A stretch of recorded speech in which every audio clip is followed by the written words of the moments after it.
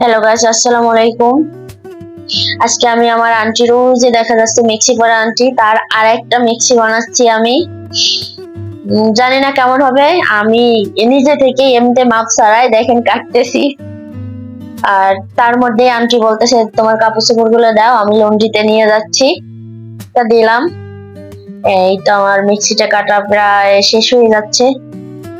এত বলি আন্টিরে যে দর্জির দোকান থেকে আপনি বানান, তা না, যে তুমি ভালো বানাইতে পারো আম্মু, ঢক হেবে যে টাকা লাগবে এটা তো আর কয় না, মানে টাকা বাঁচতে যাবি এই জন্যেই আর কি আমার কাছে বানাই নাই। চালাক আছে বেটি, টাঙ্গাইলে মানুষ তো একটু চালু। তারপর আন্টিরে দিলাম কাপড় চোপড় গুলো লন্ড্রিতে নিয়ে যাচ্ছে। আমার শাশুড়ি ডাকতেছে, আমার শাশুড়ি যাবে না, যা আসে না পা নিয়ে বলতেছে না যাবো না, এমনিতে আমার শাশুড়ি যায়, এখন যাইবে না। ওনার আবার একটু ঢং আছে বাপু, অত ঢং আবার ভালো না। সৈয়দপুরের মানুষ তো হে আবার আলাদা একটু ঢং। গাইস, এখন আমি আমার শাশুড়ির মিক্সি কাটতেছি, দেখেন কিভাবে আমি মাপ দিচ্ছি। আমি পারি না, চেষ্টা করতেছি। প্রথমে আমি আমার আন্টির পেটিকোটটা সেলাই করতেছি।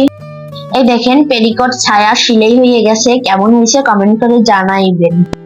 তার মাঝখানে আমার মিষ্টি জামাই আমার জন্য একটা শাড়ি আনছে, এটা একটু মেরামত করব।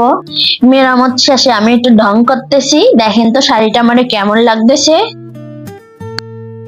এখন আমি আমার আন্টির মিক্সিটা সেলাই করব, দেখতে থাকেন কেমন হয়। এই দেখেন মিক্সি সেলাই করা হয়ে গেছে। কেমন হয়েছে সবাই কমেন্ট করে জানাবেন কিন্তু। আন্টির নাতির জন্য একটা মিক্সি বানাইলাম, দেখেন তো কেমন হয়েছে, কমেন্ট করে জানাইবেন সবাই। আপনারা সবাই ভালো থাকবেন, সুস্থ থাকবেন, আল্লাহ হাফেজ।